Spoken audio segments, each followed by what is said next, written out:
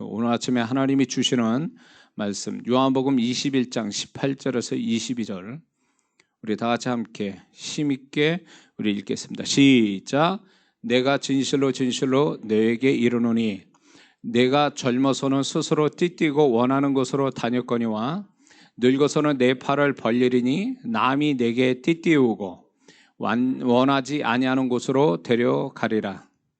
이 말씀을 하시면 베드로가 어떠한 죽음으로 하나님께 영광을 돌릴 것을 가르치심이로라.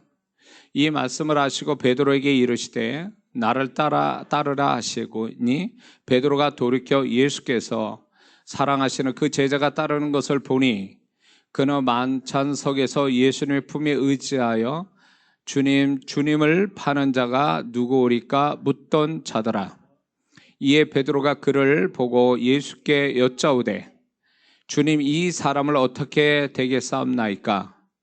예수께서 이르시되 내가 올 때까지 그를 머물게 하고자 할지라도 내게 무슨 상관이냐? 너는 나를 따르라 하시더라.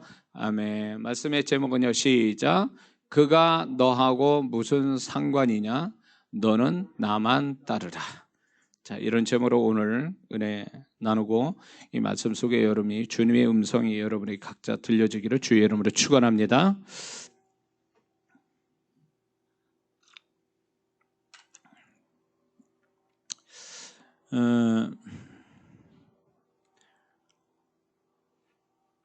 자, 요즘 코로나에다가 장마까지 겹쳐서 지금 안 좋은 뉴스들이 계속 흘러나오고 있습니다.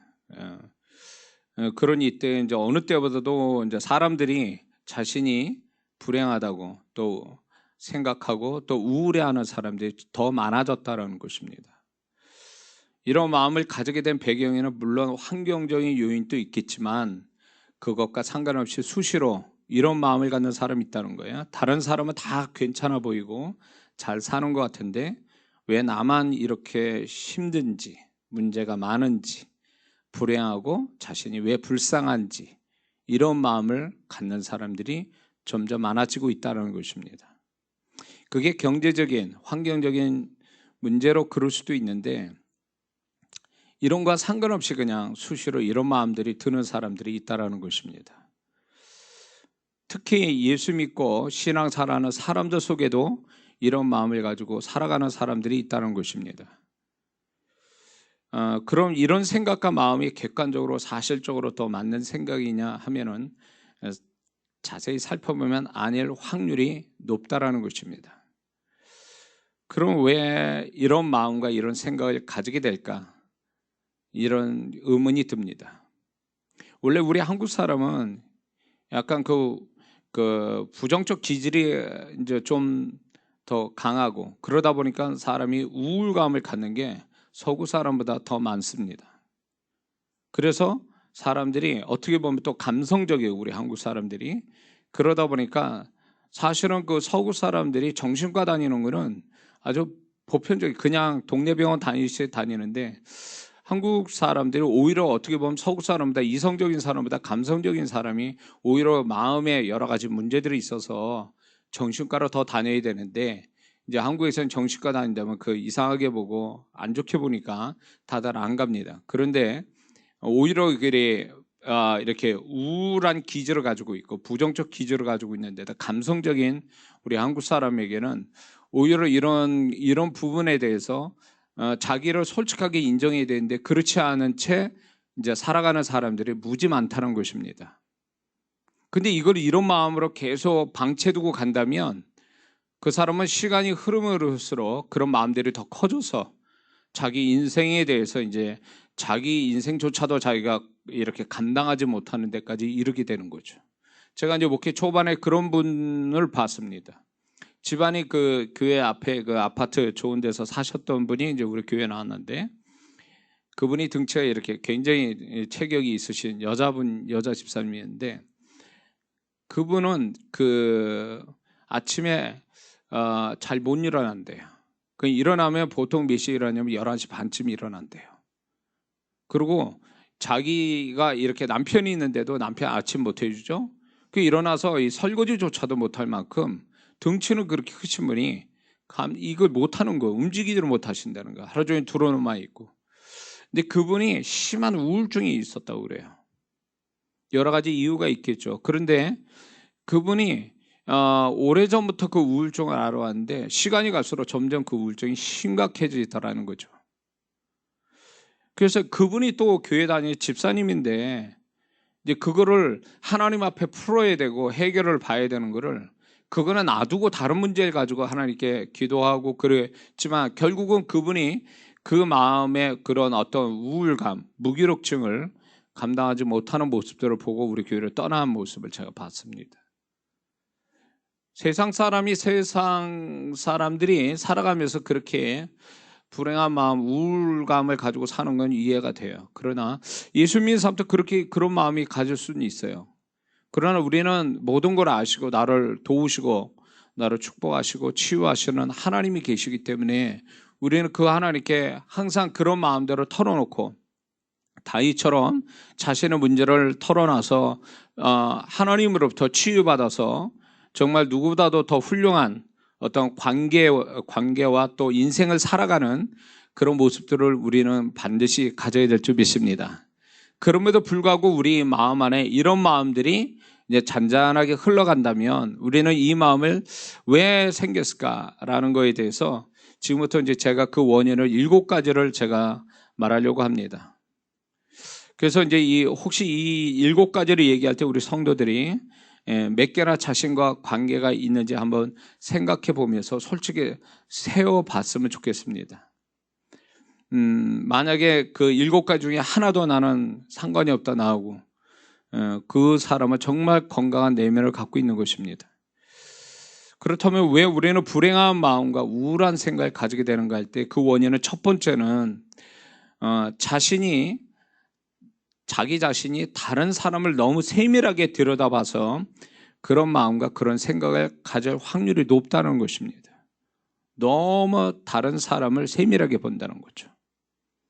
요즘은 누구나 TV, 인터넷, 스마트폰을 가지고 있어서 수많은 정보를 끝없이 찾고 보고 알 수가 있습니다. 심지어는 보고 싶지 않아도 남의 별별 걸 다 보여주는, 볼 수밖에 없는 그런 우리는 세대에 살고 있습니다. 그런데 전도서 1장 18절에 보니까 하나님이 이런 말씀하십니다. 지혜가 많으면 번뇌도 많으니 지식을 더하는 자는 근심을 더하느니라. 이렇게 말씀하고 있어요. 많은 정보로 인한 지식이 오히려 자기 자신을 근심하게 만든다는 말씀이죠.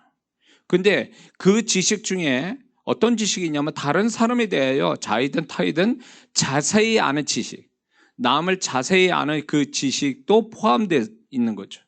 그 지식이 사람을 근심하게 만든다는 것입니다. 많은 사람들이 자꾸 남을 들여다보는 아주 그게 매스컴 만들어가는데 우리는 그 TV로 보면서 조심해야 될 게 뭐냐면 TV상에서 자꾸 남들 보고 싶지 않은 그 장면들 있지 않습니까? 집안에 그 일상을 보여주는데 그거 굳이 안 봐도 되는 거를 보여줍니다. 그래서 자꾸 다른 사람을 이렇게 생활에 관심을 자꾸 두게 하고 그거 가지고 말을 나누고 또 이렇게 판단하고 또 비난하고 이런 자체가 사실은 다른 사람을 자꾸 들여다보는 그 자체가 결국은 자기 자신한테 피곤함을 가져오고 그게 이제 다른 그 사람을 비교하면서 자기를 스스로 또 평가를 하면서 불행하고 또 우울감을 갖게 된 원인이 된다는 것이죠.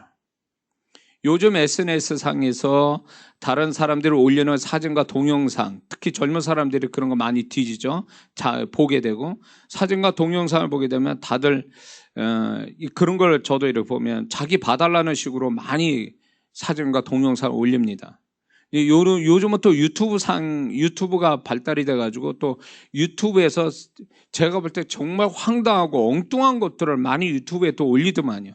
그걸 또 좋다고 보는 사람도 많고 이런 게 어쨌거나 보여주는 지금은 이렇게 노출증 사람들이 다 어떻게 보면 이 시대에는 노출증 환자처럼 뭔가 쓸데없는 것까지 많은 거로 좀 다른 사람한테 보여주고 싶은 그런 마음을 가진 사람들이 너무 많고요. 반면에 또 다른 면에서 그런 것들을 좀 자질구레한 것까지 보고 싶은 관음증 환자 같은 사람들도 많아졌다는 것입니다. 근데 이 노출증이든 관음증이든 간에 이것이 결국은 그 사람들의 마음을 좋게 만들지 않는다는 것입니다. 유익하게 우리 자신들을 유익하게 만드는 사진과 동영상이 그리 많지 않습니다. 그래서 이렇게 보면은 SNS의 사진과 동영상을 보면 다들 행복하고 잘 되고 잘 사는 것처럼 보여준다는 거죠. 그리고 또 인물들을 보면 이쁘게 잘생기게 이렇게 나옵니다. 사실 실물 보면 그게 아닌데 그렇게 보여진다는 거죠.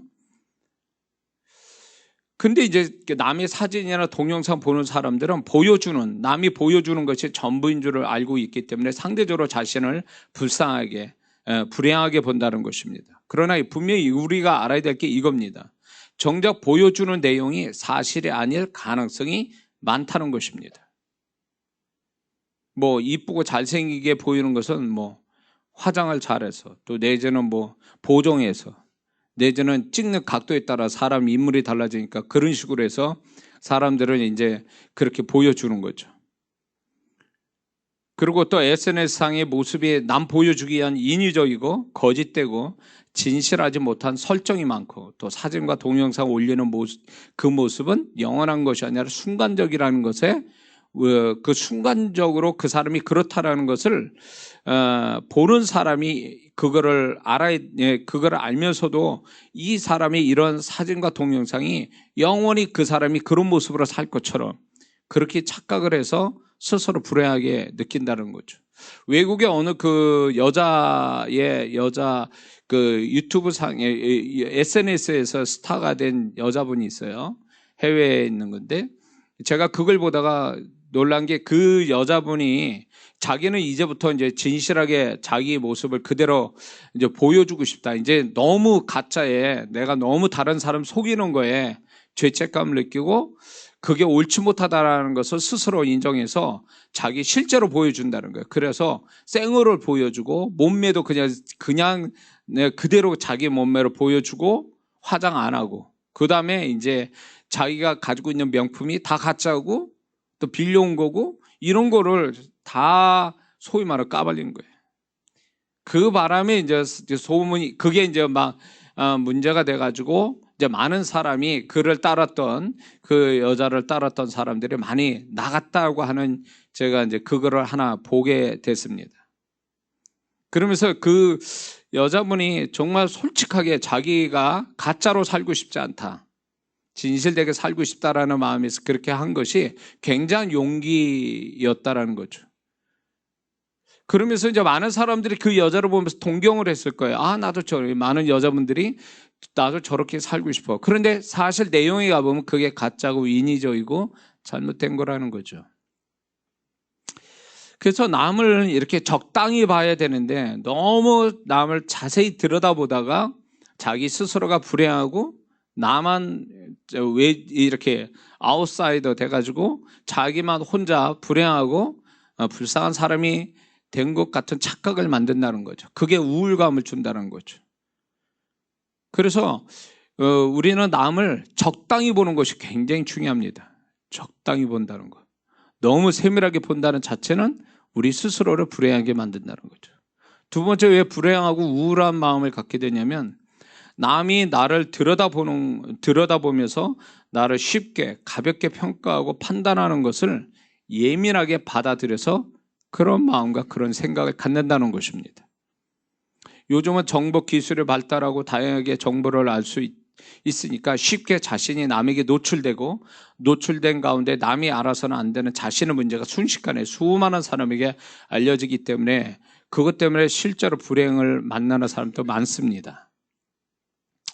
그래서 이제 남이 자꾸 우리도 이제 이렇게 핸드폰 가지고 있고 많은 사람이 노출되는데, 그 노출되는 걸로 해서 다른 사람이 자기를 쉽게 판단하고 이렇게 가볍게 또 잘못 보게 하는 것들에 대해서 많은 그걸로 인해서 자기를 불행하다라고 생각하고 우울감과 불안감을 갖는 사람들이 많다는 것입니다. 그런데 바울은 고린도전서 4장 3절에 이렇게 바울은 말합니다. 남이 자기 자신을 판단하는 것은 지극히 작은 일이다. 작은 일이다. 이렇게 고백을 합니다. 근데 그거를 하나님이 그게 맞다라고 해서 성경에 기록해 하신 거잖아요. 남이 나를 바라보는 것에 그거에 너무 크게 보는 게 아니라 작은 일로 본다. 작은 일로 본다는 것은 가벼운 걸로 별거 아닌 거로 보는 것이 맞다라는 것입니다. 그래서 남이 나를 이렇게 보는 것에 대해서 너무 예민하게 받아들이고 반응할 필요가 없다라고 바울은 선언하는 것입니다. 왜 그럴까요? 왜 그렇게 생각해야 될까요? 남이 나를 판단하는 것에 대해서 그것은 나를 존중하지 않는 상태에서 남이 나를 판단하는 것은 정확하지도 않고 잘못된 판단할 가능성이 많고 긍정보다는 부정적으로 판단하기 때문에 그렇습니다. 근본적으로 밑에 그렇게 나를 판단하는 사람은 나를 존중할 마음이 없기 때문에 그렇습니다. 나를 존중할 마음이 없는 사람들의 이야기를 듣고 거기에 부르르 떨면서 자기 삶이 휘청하고 마음이 휘청거린다는 것은 그것은 어떻게 보면 어리석은 마음이죠. 그래서 거기에 매이거나 힘들어할 필요가 없다는 겁니다. 가치가 없다는 거죠. 나를 필요 이상으로 나를 알려고 하는 것은 상대방의 일종의 죄된 관음증입니다. 그렇게 자꾸 나에 대해서 상세하게 알려고 하고 그걸로 판단의 기준으로 삼는 이런 사람들의 그런 마음들을 우리가 굳이 거기에 휘말릴 필요는 없다라는 거죠. 그런 사람을 무시해도 좋다라는 것입니다. 근데 바울은 그 뒤에 가서 이렇게 말씀합니다. 모든 것을 정확하게 판단하는 주님께 맡긴다라고 얘기합니다. 그러므로 우리가 남이 나를 판단하는 것에 너무 거기에 매여가지고 내가 휘청거리는 어떤 마음과 삶을 산다는 건 옳지 못하다. 그러나 지혜가 아니라는 거죠. 주님께 맡기고 꿋꿋하게 자기 소신껏 살아가는 것, 그것은 굉장히 중요한 것이고 결국은 하나님께서 올바른 판단은 그분이 하시기 때문에 굳이 남이 판단을 내가 원하지도 않는 판단을 받는 것에 대해서 우리가 거기에 반응할 필요는 없다는 것이 하나님이 우리에게 말씀해 주시는 겁니다. 세 번째, 왜 우리가 불행하고 우울한 감을 갖게 되냐면 다른 사람의 인생을 좋게만 보고 멀리서 봐서 그렇다는 것입니다. 좋게만 보고 너무 멀리서 보기 때문에 멀리서 보면 저도 이제 이렇게 안경을 끼고 이렇게 보면 사람의 점도 보이고 다 주름도 보이고 이러지만 안경을 벗으면 저도 희미하게 보이거든요. 사람 얼굴이. 희미하게 보면 잘생긴 것처럼 보이고 아무 티도 없고 흠도 없는 같이 보여요. 사실 다 알 거예요. 눈이 나쁜 사람들은.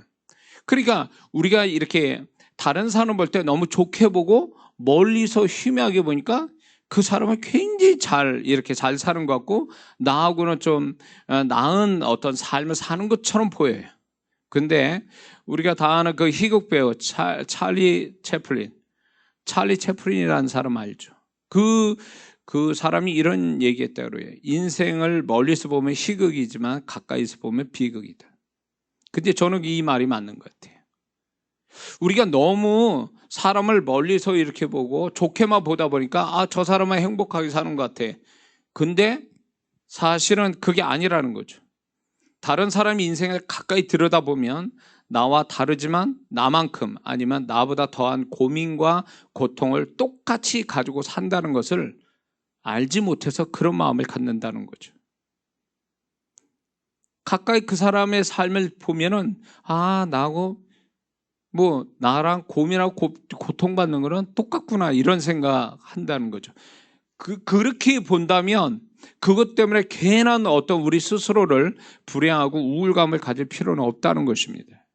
근데 그렇게 가는 것은 단지 너무 사람을 멀리서 좋게만 보다가 결국 우리가 스스로 불행하고 우울해지는 것이라는 것을 우리가 알아야 될 줄 믿습니다. 다른 사람은 안 그런데 나만 안 좋은 일을 겪고 나만 불행하거나 불쌍한 것처럼 생각하기 때문에 이런 문제가 생기는 거죠. 네 번째는 이런 겁니다. 불행하고 우울감을 갖는 것은 사촌이 땅을 사면 배가 아프다는 우리 한국 속담이 있습니다. 그처럼 남이 나보다 잘 되는 것을 원하지 않고 또 자신과 처지가 같거나 자기보다 못났으면 하는 이런 사람들 밑바닥에 못된 마음이 있기 때문에 그것 때문에 스스로 불행하고 우울감을 갖게 된다는 거죠. 그래서 남이 잘 되는 것을 좀 박수 쳐주고 좋아하지 않는 이유가 이런 마음 때문에 그렇습니다. 우리가 그 한국 속담처럼 왜 사촌이면 가장 가까운 혈육인데 그 사람이 잘 돼서 땅을 샀는데 왜 배 아파야 되냐는 거죠. 그는 그만큼 우리 모든 인간은 그 타락한 본성이 있는데 그 중에 뭐냐면 남이 나보다 잘 되는 거 원하지 않아요. 그러니까 나보다 잘 되면 그게 굉장히 괴로운 겁니다. 시기와 질투와 또 그런 것들이 결국 반대적으로 또 자기를 보면서 그런 걸로 인해서 불행하고 또 자기는 또 불쌍한 사람인 것처럼 생각하고 있다는 거죠. 만약에 그 가까이, 내 가까이에 또 그렇게 나보다 더 잘 되는 사람들 보면 계속 보고 있다면 그 사람은 더 불행한 마음을 더 갖게 될 겁니다. 그 사람이 잘 된 것이 나의 불행이 되는 거예요. 또 남의 불행이 자기한테 또 행복이 되고 이런 사실은 그런 것은 사실은 못된 마음이죠. 인간의 타락된 마음이에요. 그런 마음 때문에 많은 사람들이 나보다 못났으면 좋겠다. 나보다 좀 수준이 떨어졌으면 좋겠다. 그런 사람들을 보면서 오히려 쾌감을 느끼고 그런 것 때문에 자기가 행복하다고 느끼는 이 상대적으로 그런 마음을 갖는 것은 이것도 죄악이에요. 하나의 죄된 마음이고 또 나보다 더 잘난 사람이 그걸 이해해주고 그 사람을 칭찬해주고 그 사람을 또 인정해주는 그런 좋은 마음이 있어야 되는데 그거는 또 그 꼴을 못 보는 거죠. 결국 타락된 마음이 결국 우리 자신을 불행하고 나를 자신을 불행하게 이렇게 보는 원인이 된다는 거죠. 다섯 번째는 어떤 마음이 또 어떤 무엇이 우리 자신을 불행하고 우울하게 만드냐면 자신의 모든 것 속에 긍정적인 것은 보지 못하고 또 자기를 들여다본다면 그 긍정적인 것은 작게 보고 대신 부정적인 것은 크게 보아서 그런 불행하고 우울한 마음을 갖게 된다는 것입니다. 이거는 생각의 방향의 문제예요. 생각의 방향. 분명히 그 사람도 좋은 게 있어요. 잘된 게 있고 그리고 기분 좋은 것들이 있는데 그거는 전혀 생각지 않습니다. 그건 별거 아니라고 보는 겁니다. 그리고 오히려 자기한테 없는 거, 안 되는 거 이걸 더 크게 본다는 거죠. 객관성을 잃어버린 거죠.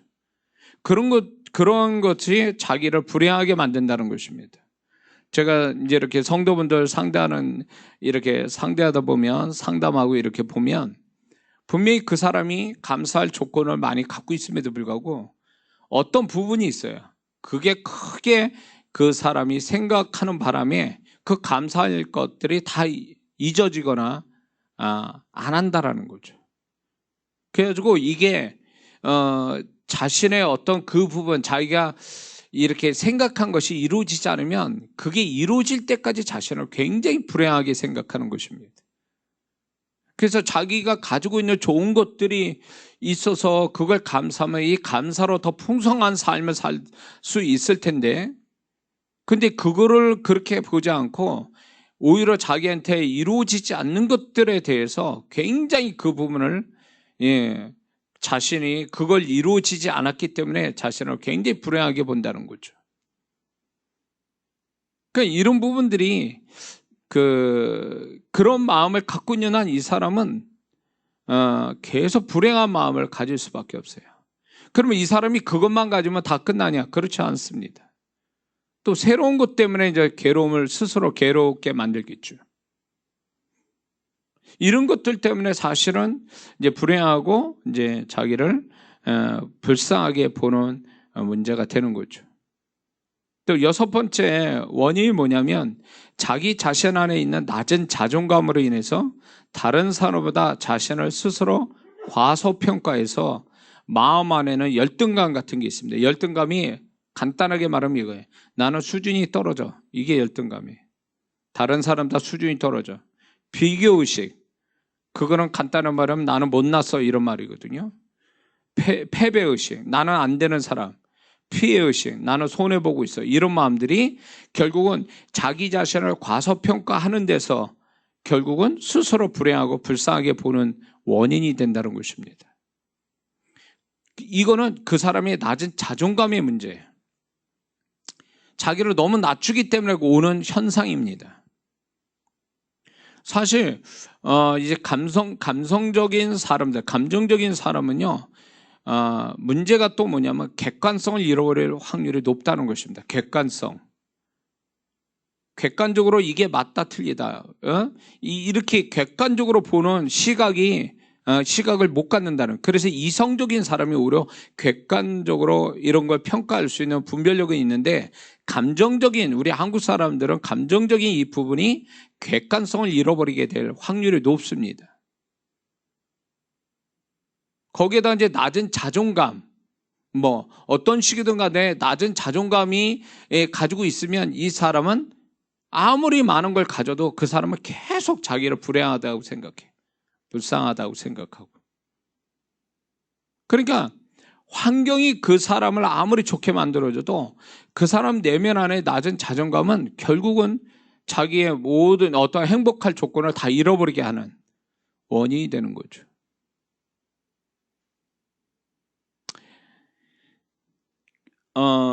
그래서 이런 사람은 그 어떤 뭐를 더 갖는 데서 뭔가 더 이 사람이 행복해지는 게 아니라, 이 사람의 급선무는 뭐냐면 높은 자존감을 갖는 거예요. 높은 자존감을 가져야 그 사람이 행복해지는 사람이 되지, 높은 자존감을 갖지 않으면 이 사람은 어떤 것도 그 사람을 행복하게 해줄 수는 없다는 것입니다. 자, 7번째 원인은 이런 겁니다. 자신이 가지고 있는 욕심이 무슨 뜻이냐면 이거예요. 지금보다는 더 있어야 된다는 생각, 지금보다는 더 나아야 된다라는 생각, 지금은 부족하다라고 하는 생각, 이게 욕심이에요. 이 욕심 때문에 사실은 사람들이 불행하고 그리고 우울감을 갖게 된다는 거죠. 자기 자신을 불쌍히 여깁니다.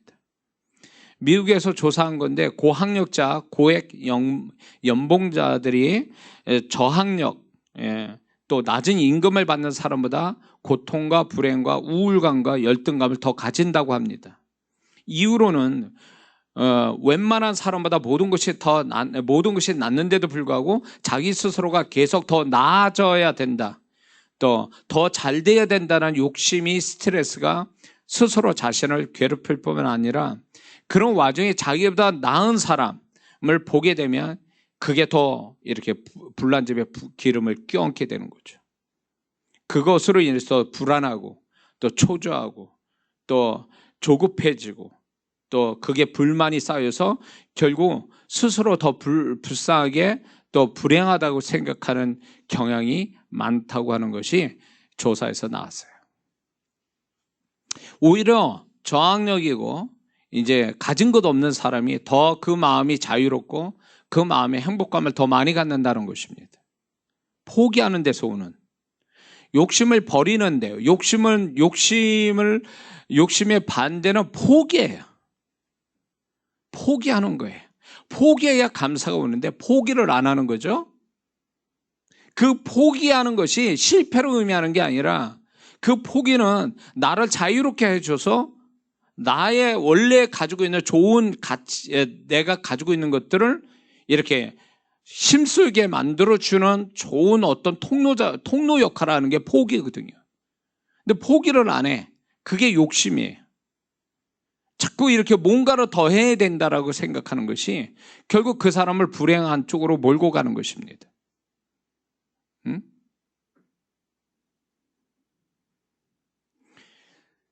그게 욕심이냐 포기냐의 어떤 기준점을 보면 감사와 불평을 얼마나 하느냐, 그거에 비례한다고 보는 거예요. 그래서 이런 7가지가 결국은 그 사람을 불행하고 불쌍하게 보고 우울감을 갖게 만든다는 것입니다. 그렇다면 지금 7가지 되겠는데, 여러분들이 지금 설교 들으면서 몇 가지가 여러분하고 관계가 있다고 생각이 듭니까? 만약에 여러분들이 내가 설교 나하고는 전혀 상관없는, 하나도 상관이 없다라고 한다면 그 사람은 이 설교를 끝까지 안 들어도 돼요. 안 들어도 된다고 해서 졸거나 자서는 또 안 돼요. 잘 들어야 됩니다, 이거. 예, 저는 이 베드로의 오늘 이 본문은 많이 설교를 했고, 저는 이 본문에서 많이 주님이 저를 비춰줬기 때문에 저는 이 설교를 하게 되는 겁니다. 자, 이 베드로를 향한 주님의 음성을 우리가 들으면서 우리가 지금 7가지의 마음들이 좀 고쳐져야 될 필요가 있는데, 우리가 이 본문을 좀 배경을 보면 이 본문의 베드로는 며칠 전에 주님 앞에서 3번 부인한 것으로 인해서 깊은 죄책감과 슬픔, 또 스스로 자신을 괴롭히는 마음이 마음속 깊은 곳에 있었을 것입니다. 말로 표현 안 했지만. 그러다가 지금 이제 18절에 느닷없이 주님이 이제 주님으로부터 자신에 대한 불길한 예언의 말씀을 듣죠. 또 베드로는 그 말씀대로 될 것을 이미 알고 있기 때문에 더 불안해하고 두려워했을 겁니다. 그런 복잡한 마음이 있는 가운데 그는 생뚱맞게 또 옆에 있는 동료 사도 요한의 미래가 자신보다 더 나을지, 어떻게 될지, 무엇이 있을지 자기 인생만큼 궁금해진 겁니다. 그래서 베드로는 주님께 이제 여쭙게 되죠. 여기서 이제 우리가 이제 좀 하나 이렇게 우리가 이제 좀 공감할 수 있는 이야기를 좀 하나 하자면, 흔히 우리는 지금 마음과 삶이 힘들 때, 자신이 마음과 삶이 힘들 때 누군가 내 옆에서 나와 처지가 비슷한 사람이 있으면 이런 생각해야 돼요. 아, 나만 겪는 것은 아니구나 라고 생각이 딱 들어올 때 나도 모르게 그것 때문에 나하고 처지가 비슷한 사람이 같이 있음으로 인해서 내가 나도 모르게 위로가 되고, 그것이 또 덜 외롭고 고통이 좀 줄어드는 느낌을 받게 됩니다. 그리고 그 옆에 나랑 비슷한 그 사람을 보면서 오히려 마음에 또 자기의 삶을 좀 이겨볼 힘도 이제 생기게 되죠. 그래서 동병상련이라는 우리의 사자성어가 있죠. 같은 병자끼리 불쌍히 여긴다. 그래서 좀 자기하고 처지가 비슷한 사람이 있으면 그것 때문에 소망이 또 생기고 위로도 되고 힘이 되고 이런 거를 이제 발견하게 됩니다.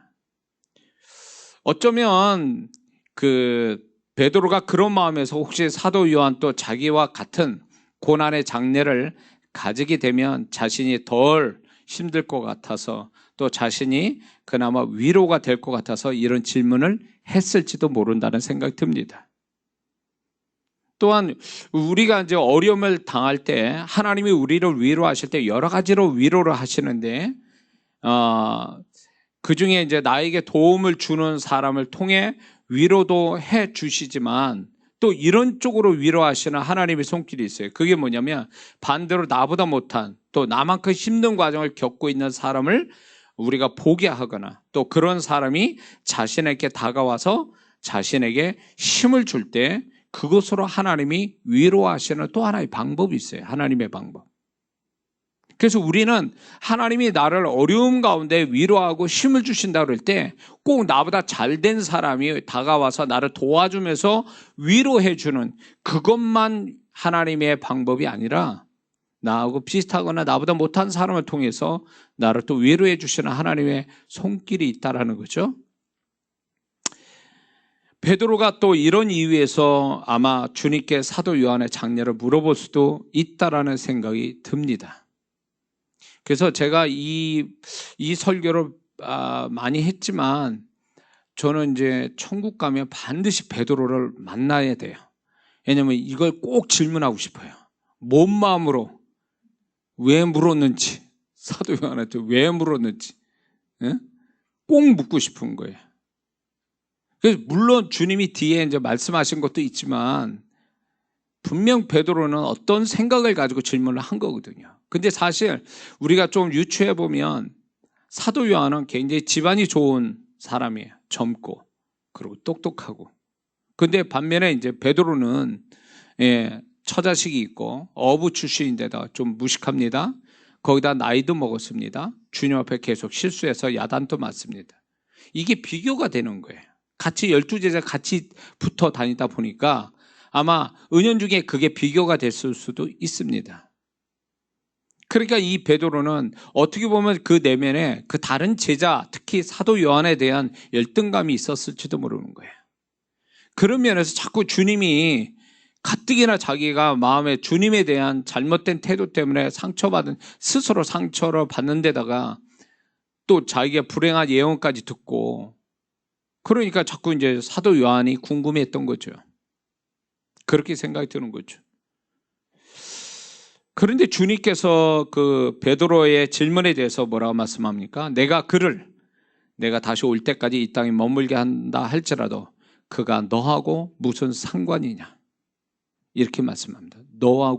그가 너와 무슨 상관이냐? 무슨 관계냐? 무슨 의미가 있냐? 라고 말씀을 하세요. 그렇다면 주님이 이렇게 말씀하시는 뜻은 무엇일까요? 그거는 말씀 그대로 우리가 이해를 하자면 사도 요한은 너하고 관계할 것이 없어, 이런 뜻이거든요. 근데 이게 단순한 말씀이 아니라는 거예요. 그 말씀을 깊게 해석을 하면 제가 깨달은 거 이런 겁니다.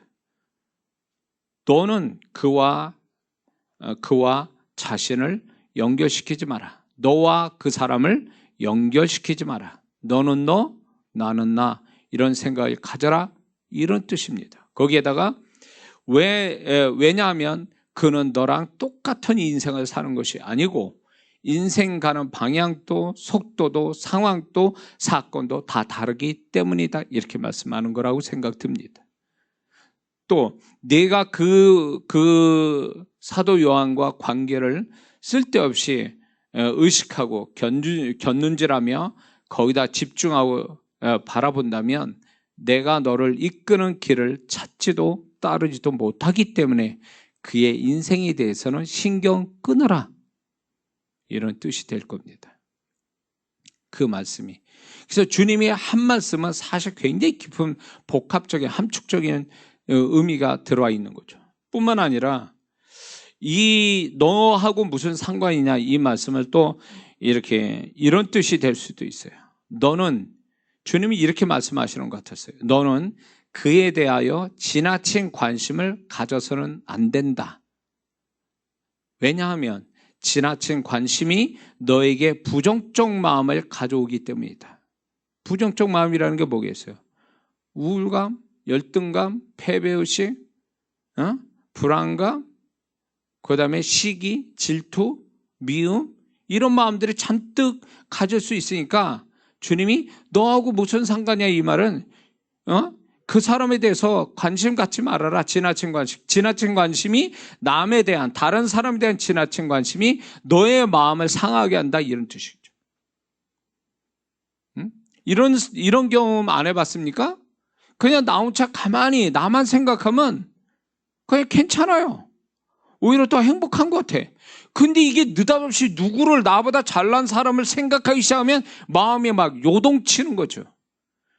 그래, 앉은 자리에서 나만 생각하면 행복한데 다른 사람 생각하면 지옥이 되는 거예요, 또. 이런 거죠. 결국 아무 일도 벌어진 건 없어요. 그럼에도 불구하고 생각이 나에게 집중되냐 다른 사람이 집중해야 따라 그 마음이 천국 되기도 하고 지옥 되기도 해요. 그거는 분명히 주님이 그런 말씀하는 거예요. 네가 남을 생각해서 네 마음이 지옥 될 것 같으면 그 사람을 신경 끊어라, 그런 얘기죠. 왜 쓸데없이 남에게 관심을 가져서 네 스스로 네 마음을 지옥 만드니? 주님이 그 얘기예요. 너하고 무슨 상관이야?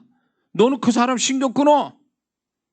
응? 왜 쓸데없이 그 사람, 네 가족이라도, 모든 게 그렇잖아요. 우리 가족이라도 인생이 이제 다 각자 살잖아요. 어릴 때나 한 집에 같이 살고 부모 통제를 받죠. 크면은 지 갈 길 다 가는 거잖아요. 그래서 부모도 때 되면 적당히 자식을요 멀리서 봐주고 그냥 놔둬버려야지, 그걸 자식 인생까지 깊게 파고 들어가가지고 그 자식이 인생을 책임질 것처럼 하다가는요, 부모가 그게 잘하는 게 아니라 그것 때문에 부모가 지옥 같은 마음 가지고 살고, 자식대로 부모 때문에 그 억압받아가지고 걔도 지옥이고, 뭐가 낫겠어요? 사도 요한하고요 베드로는요 굉장히 3년 반 동안 같이 있으면서 얼마나 동고동락하면서 얼마나 가까운 사이겠어요. 가족을 버리고 같이 합류한 사람들 아니에요. 그럼 가족보다 더한 사람이라고 사실은요. 근데 주님은 단호하게 그 말씀하는 거예요. 너하고 무슨 상관이야, 너하고. 왜 네가 그 사람을 신경 써가지고 네 마음이 지옥되게 하느냐, 그. 나는 그거 원하지 않는데. 그런 거죠. 만약에 다른 사람을 생각해서 내 마음이 천국되면 생각하세요. 그러나 내가 다른 사람을 생각하는데 내 마음이 평안한 마음이 깨지고 막 파도치는 지금 장마 같은 마음인데다가 막 진짜 마음에서 막 지옥 같은 마음 생기면 그건 자기 잘못이지. 하나님 원하지도 않은 마음을 갖는 거죠. 왜 그렇게 그런 마음을 갖느냐 그 얘기지. 하나님 원하지도 않는 그 마음. 우리 마음에서 모든 게 생명의 근원이 여기서 시작되는데 왜 마음을 그 지경으로 만들어 자기 스스로 불행을 만드냐는 거죠. 그래서 주님이 그 얘기 하시는 거예요. 응? 그래서 네 마음이 지옥 될 것 같으면 관심 끊어라. 주님은 또 이런 말씀이에요. 그 말씀의 해석은 이겁니다. 너는 그와 비교하여 너의 인생을 좋고 나쁨으로 보지 마라. 성공과 실패로 보지 마라. 잘되고 못된 걸로 보지 마라. 이렇게 얘기하시는 거예요. 다만 너의 인생이 나의 뜻 안에 있는 인생인지 아닌지만을 그것만이 내 앞에서는 중요할 뿐이다. 이게 주님의 음성이. 흔히 우리가 다른 사람과 비교할 때 뭘로 비교하는 거예요? 결국 그 기준이 뭡니까? 저 사람이 나보다 나은지, 너 모자란지, 성공했는지, 실패했는지, 잘 됐는지, 못 됐는지, 이런 걸로 평가를 하니까 속상하고 시기와 질투가 나오고 자기는 불행하고 슬픈 마음이 들어오는데 주님은 너하고 무슨 상관이야 이 말씀은 결국 뭐냐면 너 그걸로 인생 기준 삼지 말라는 거예요. 나는 너의 인생이 내 안에 있냐 없냐를 나는 그걸로 보고 나는 그걸 중요시 여긴다 그런 뜻이에요. 응? 베드로 속마음을 알고 계신 거죠.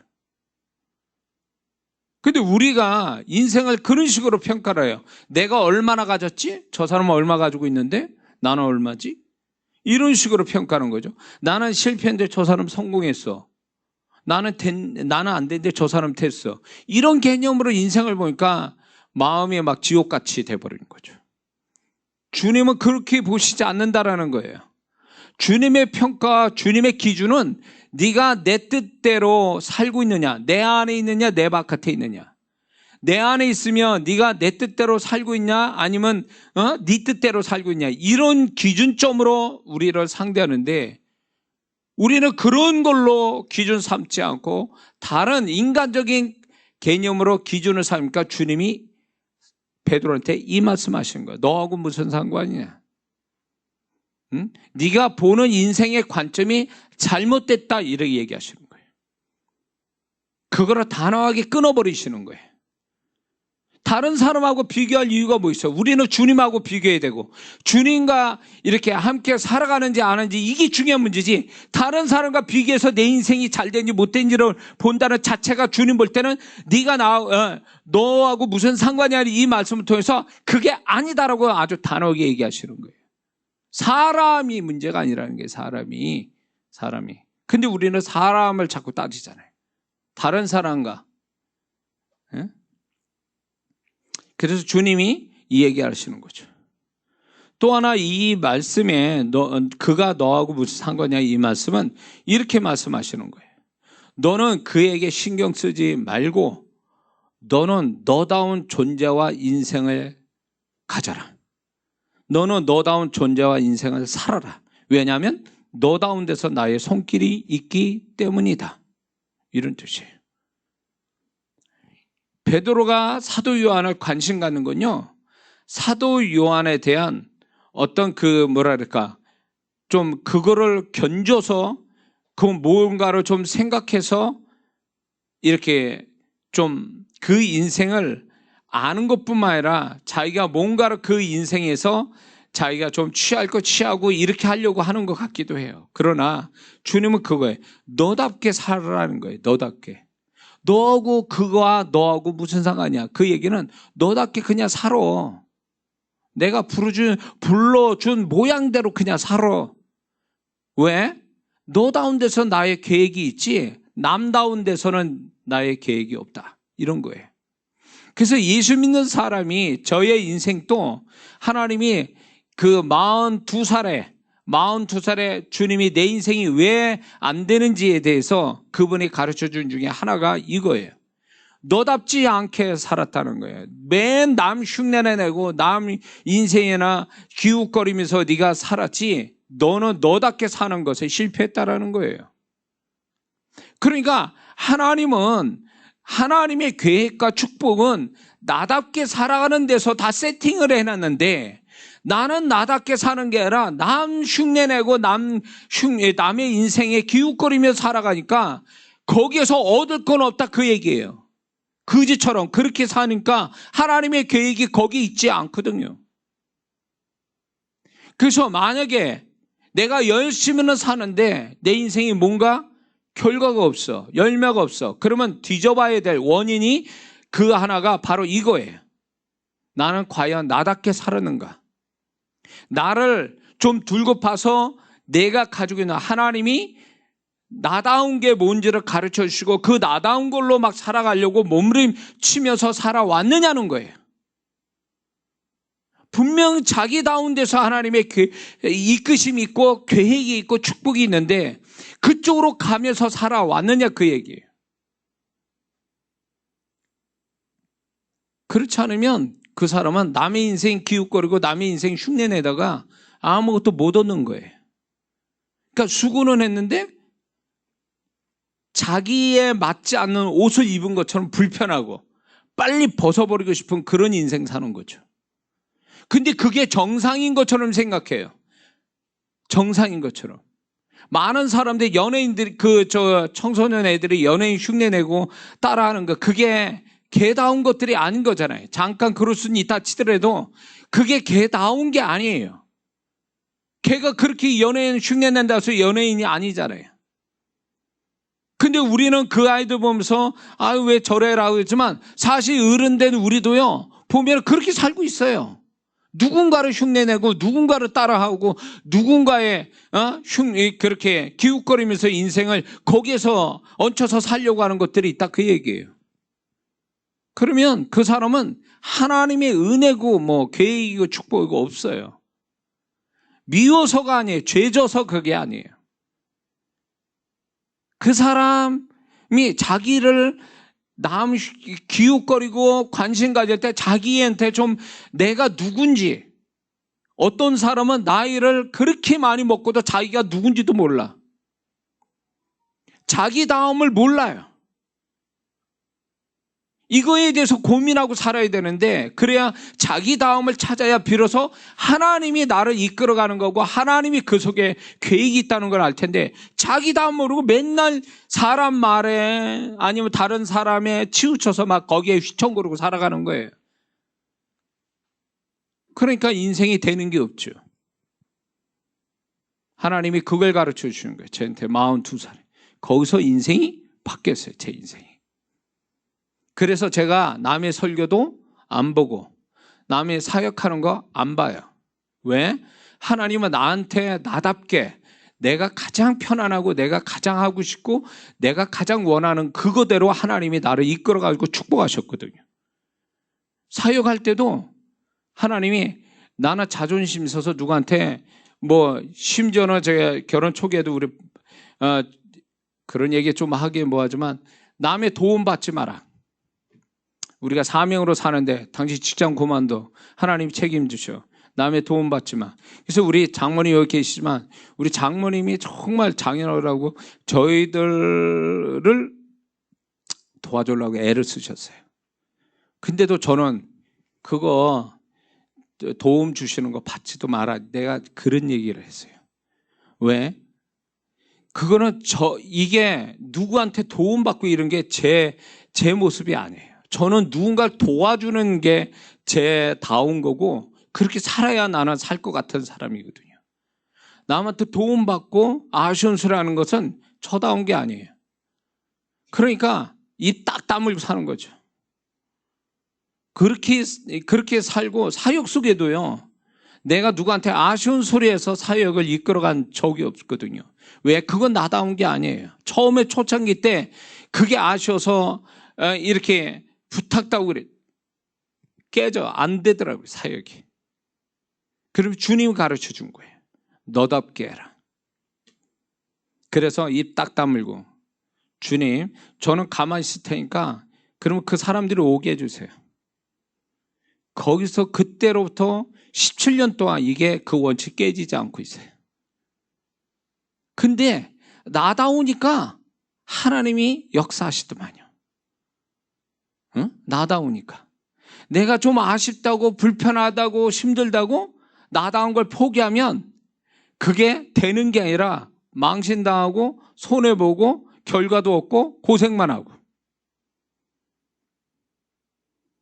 그래서 제가요 42살에 나다운 걸 찾기 시작한 거예요.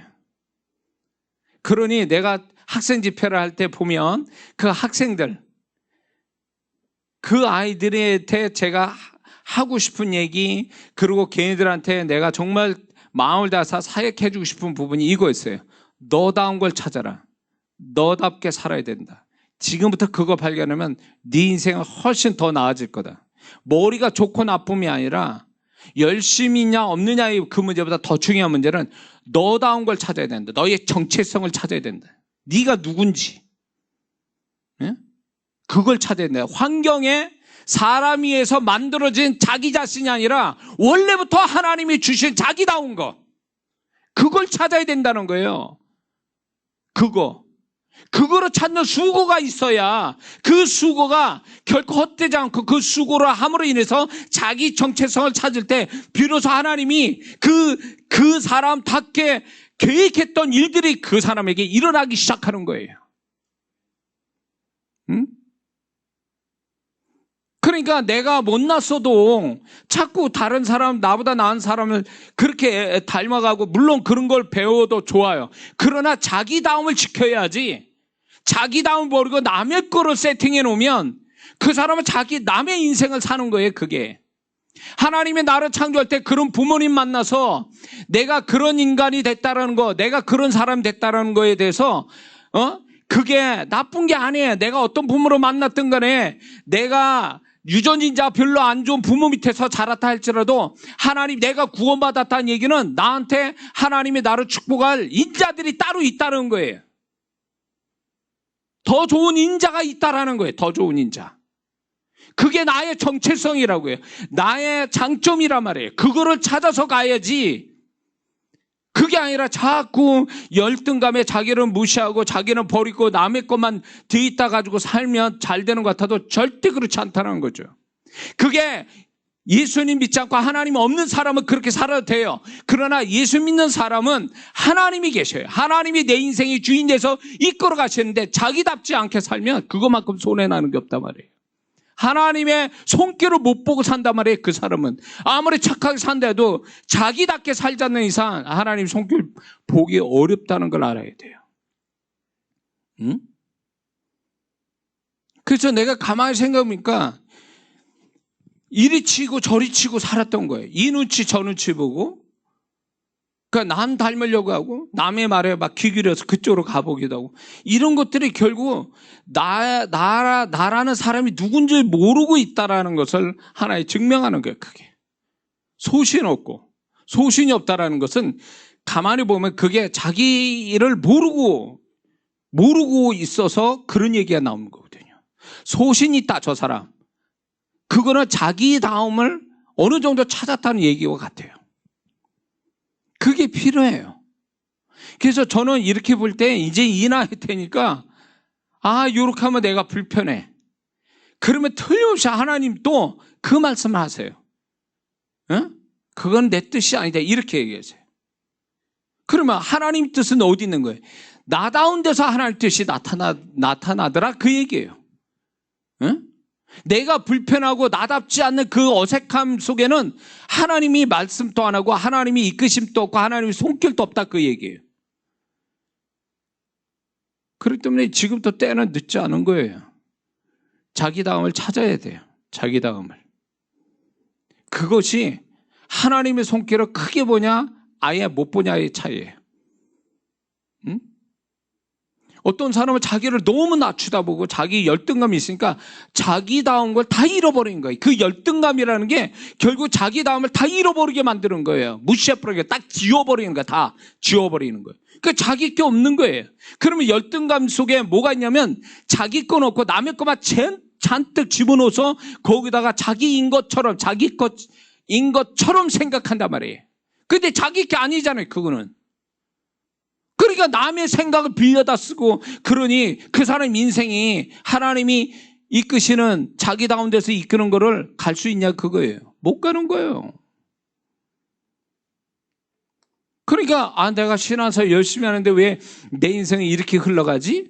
왜 내 생각대로 안 가고 자꾸 이상하게 이상한 방향으로 가고 왜 내 인생을 자꾸 부드럽게 가는 게 아니라 맨날 덜거덕거리면서 가야 되지? 그 원인 중에 하나가 뭐냐면 자기답게 살지 않아서 그래. 그 자기답게 살지 못한다는 얘기는 자기가 누군지를 모르고 살아왔다는 거예요. 자기가 누군지도. 그래서 제가 이 부분을 가지고 43살부터 42살 때부터 제가 이제 그거를 다시 나를 보기 시작하면서 그나마 제가 이 나이 돼서 그나마 나를 좀 찾은 거예요. 근데 내가 이렇게 되다 보니까 다른 사람이 다 보이는 거예요. 저 사람은 저다운 게 아니라 주님의 음성을 제가 그 사람들한테 전하고 예언을 이렇게 하면서 저 사람은 너무 자기답지 않게 지금 살아가고 있구나. 이게 이제 보이기 시작하는 거죠. 그래서 그걸 찾아주는 사역을 나도 모르게 하게 된 거예요. 다른 사람이 그 사람이 누군지를 찾아주는 거죠. 그거는 어떻게 하냐면요. 하나님의 시각에서 그 사람을 보면 그게 보여요. 하나님이 그 사람의 그 하나님의 입장에서 그 사람을 보는 거와 그 사람 현실을 가진 거를 딱 비교해 보면 딱 답이 나와요. 이 사람이 하나님의 시각대로 살아가며 자기다운 걸 찾아간 거고 하나님 시각에서 많이 벗어난 어떤 모습을 갖고 있다면 이 사람은 자기답지 못하게 살고 있는 거예요, 지금. 그러니까 헤매고 도는 거지. 갈 길을 못 가는 거예요. 자기다운 그 길이 있는데 그 길을 못 찾고 엉뚱한 길로 막 헤매고 도는 거지 뭐. 그래서 베드로에게 그 말씀, 너하고 무슨 상관이냐? 상관이 없어. 너는 너다우면 되는 거야, 그냥. 네가 내 팔 벌어서 십자가 거꾸로 달려서 순교한다 해도 너는 그게 너다운 거야. 그게 나에게 영광이야. 그 얘기죠. 넌 그렇게 살다 죽는 게 그게 나에게 영광이 된다. 그 얘기예요. 그러므로 이 말씀을 우리가 다시 또 크게 확대해서 생각해 보면 너답게 사는 게 그게 나한테 영광이 된다. 그 얘기 아니에요. 우리가. 그래서 저는 굳굳하게 그냥 나답게 살려고 하는 게 나답게 목회하고 나답게 사역하고 나다운 인생 살고 나다운 생각 가지고 그게 어느 정도 여러분들이 맞춰지려면 좀 자기를 많이 뒤져봐야 돼요. 많이 뒤져보고 확인해 봐야 돼요. 주님 앞에 묻고. 주님은 이제 베드로에게 그가 너하고 무슨 상관이냐 말씀하시고 뒤에 너는 나만 따르라 이 말씀을 하셨는데 이 말씀하신 뜻은 또 무엇일까요? 너는 나만 따르라.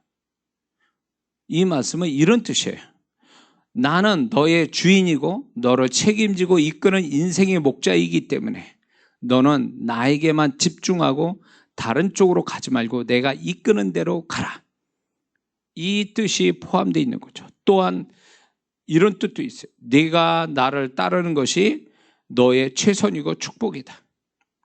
너는 나의 발자취를 따라오고 나의 발자취를 남겨라. 너에게 사람이 중요한 게 아니라 너의 주님인 내가 너에게 중요하다. 너는 사람을 크게 보지 말고 나를 크게 보아라. 지금 이 얘기가 주님의 그 말씀 하나에 다 포함되어 있는 거예요.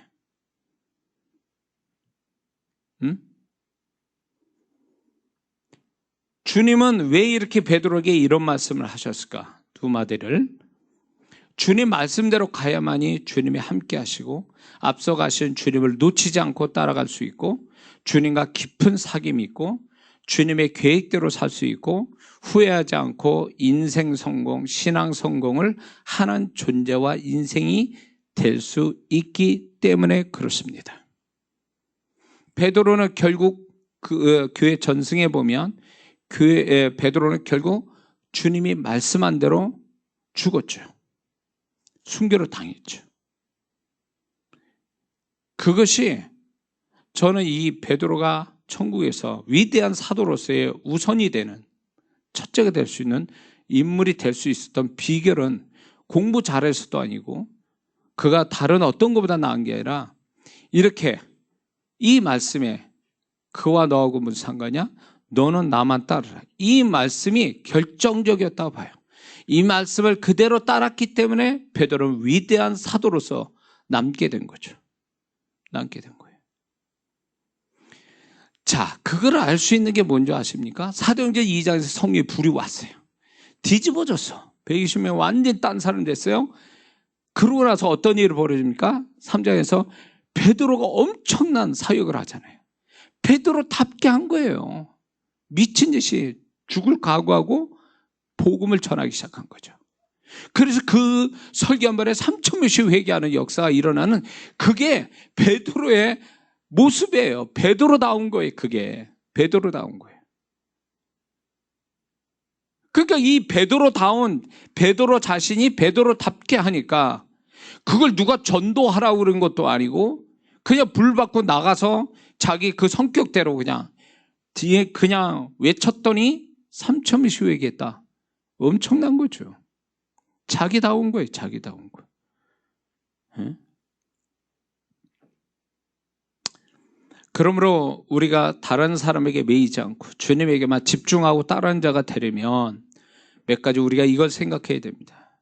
첫 번째는 남을 흉내내거나 쫓아가지 말고 자기다움을 찾고 자기다움을 소중히 생각해야 된다는 것입니다. 아까 얘기했지만 왜냐하면 자기다움에 하나님의 계획이 있기 때문에 그렇습니다. 자기다움을 소중하게 생각해야 돼요. 근데 열등감을 갖게 되면 자기다움을 잃어버려요. 왜? 별거 아니라고 생각하니까 다 지워버리거든요. 그러면 자기다움도 없어져 버리는 거예요. 자존감이 높은 사람이 자기다움을 찾기 쉬워요. 높은 자존감이.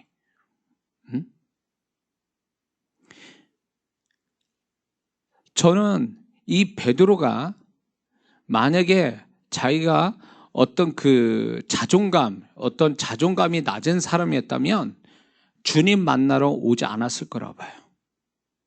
자기가 얼마나 죄인인데 주님이 부활하셔도 뭐 그만이에요. 그냥 나는 인생 끝났어라고 주님은 나 버릴 거야. 이런 어떤 낮은 자존감이나 열등감을 가졌다면 주님께 안 왔겠죠.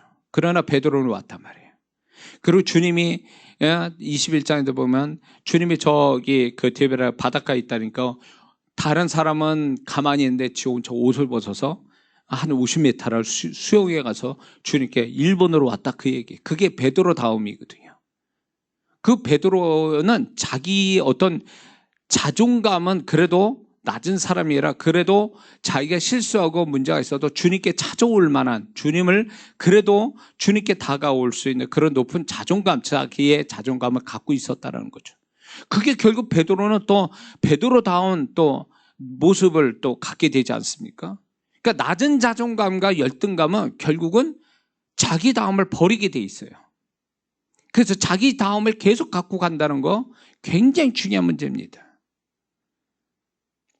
그리고 두 번째는 주님이 나를 도우시는 것을 늘 발견하여 영적 자존감을 높여야 됩니다. 주님이 나를 돕고 있다는 걸 자꾸 증거로 가질수록 그 사람은 높은 영적 자존감을 갖게 된다는 거예요. 주님이 나하고 함께 안 계시네, 나를 안 도와주시네, 이게 영적 자존감을 낮게 만들거든요. 근데 주님이 나를 도와주셔, 나를 생각해 주셔. 그러면 막 소름이 끼쳐요. 문제가 많고 힘든 가운데서도 주님이 나를 생각해 주고 계셔, 나를 잊지 않고 계셔, 나를 도와주고 계셔. 이러면 그 영적 자존감이 그런 어떤 문제를 이기는 힘이 되게 만들어 주거든요. 더 나아서 영적 선한 싸움을 이기는 어떤 능력이 되게 해준다는 거예요. 그래서 우리가 주님 찾게 하는 이런 모든 것도 결국 보면 높은 영적 자존감을 갖게 하기 위함이에요. 그렇게 되면 우리 삶이 어떻게 되든 간에 그거와 상관없이 주님으로 인해서 우리는 그걸 이길 수 있는 힘이 되고 견딜 수 있는 힘이 되고 또 그 속에서 찬양과 감사도 나온다는 거죠.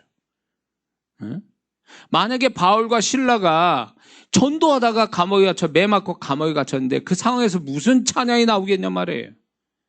근데도 바울과 실라는 거기에서도 기도만 한 게 아니라 찬양을 했다, 하나님 앞에. 이 찬양했다는 건 물론 믿음이 있으니까 그렇지만 그 믿음 이전에 뭐가 있었냐면 바울과 실라는 영적 자존감이 큰 사람, 높은 사람이 되어 그럴 수 있는 거예요. 그래서 신앙 안에서도 영적 자존감이 낮은 사람들은요, 좀 도와주셔도 감사 못합니다. 근데 문제가 생기면 엄청나게 그 낮은 자존감 때문에 엄청나게 실망과 절망과 불평과 원망을 합니다. 왜? 영적 자존감이 낮으니까. 왜 낮아질까요? 주님을 경험을 안 하니까. 주님을 경험한 적이 없으니까. 함께 하신다는 그 증거도 없고 주님의 나를 도우신다고 나를 알아주신다는 증거들이 없으니까 영적 자존감이 낮은 거예요. 낮으니까 별것도 아닌 게 훅 자빠지는 거지.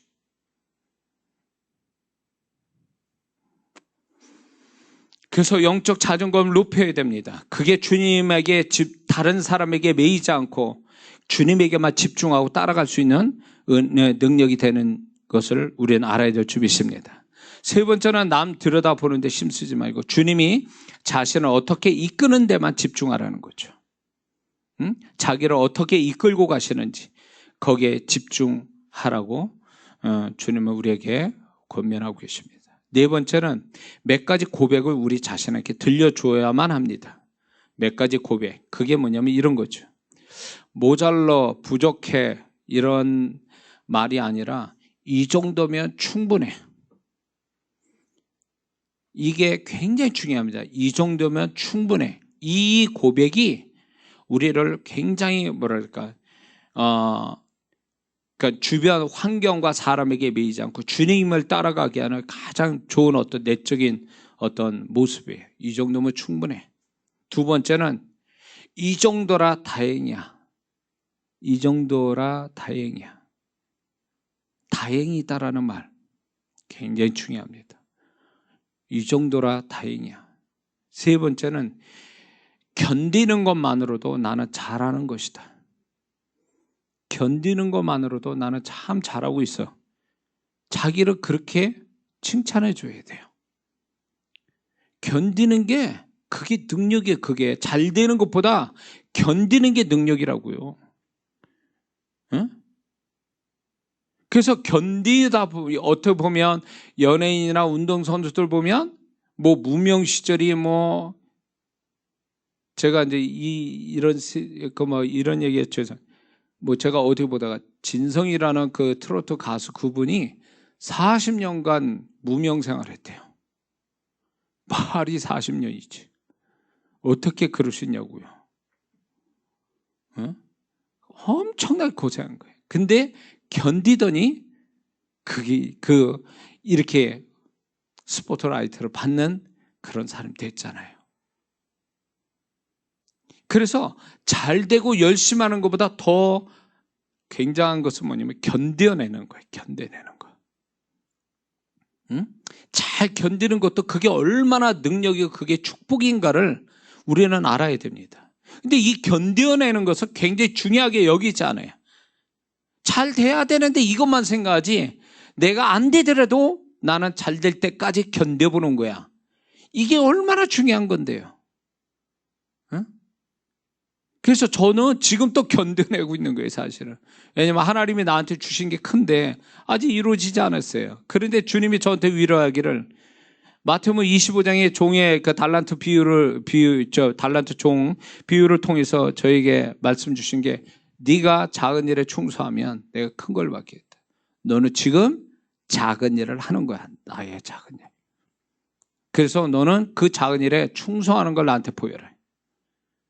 그래서 지금 또 목회 30년이지만 견디고 있는 거예요. 지금 주님 의지하면서 견디는 거예요. 왜? 그분의 약속이 성취될 때까지 견뎌보는 거예요. 견디는 것도 큰 믿음이에요. 믿습니까? 근데 견디지 못하면 그 사람은 아무리 잘하면 뭐합니까? 아무리 순간적으로 열심히 잘하고 능력 있으면 뭐합니까? 견뎌내지 못하는데, 견디지 못해서 결국은 나자빠지는 사람이 한둘이냐고요. 세상에 잘 나왔던 사람이 견디지 못해서 부러지고 넘어지고 잘못된 사람은 얼마나 많습니까? 신앙 안에도 마찬가지예요. 얼마나 많은 사람들이 열심히 합니까? 그러나 긴 세월 동안 하나님이 인정할 때까지 견뎌본 사람이 얼마나 되냐 말이에요. 열심히 있고 능력 있는 사람 많습니다. 그러나 견뎌서 끝까지 하나님 뜻을 성취한 사람은 그리 많지 않아요. 그래서 신앙의 미덕 중에 하나 뭐냐면 견뎌내는 거예요. 견뎌내는 거예요. 지금 엉망진창 힘들고 어려워도 끝까지 견디는 거예요. 그 견디는 것이 하나님께 영광이 되고, 그 견디는 것이 나의 능력이 되고, 그 견딤의 끝에는 하나님이 예비한 축복을 받게 되는 거죠. 잘 견뎌내는 그것이 정말 이런 고백을 스스로 하면서 이게 남을 바라보지 않고 오직 주님만 바라보고 따라갈 수 있는 그 사람이 진정으로 베드로같이, 결국은 베드로는 성령의 불 받고 놀라운 사도가 되죠. 그것처럼 이 베드로를 주님이 이렇게 하나님이 기록해 놓은 건 이 베드로의 모습이 우리 모습이 될 수 있다는 거죠. 베드로에게 말씀하신 그 음성을 우리가 들으면서 우리가 더욱더 주님을 또 따라가는데 지치지 않고, 또 다른 사람 환경에 매이지 않고 주님만 열심히 따라가서 승리하고 성공하는 신앙 성공이 되는, 또 신앙 성공으로 인생 성공이 되는 우리 모두가 되라고 오늘 이 주오심 교회 주님이 말씀하신 줄 믿습니다. 기도합니다.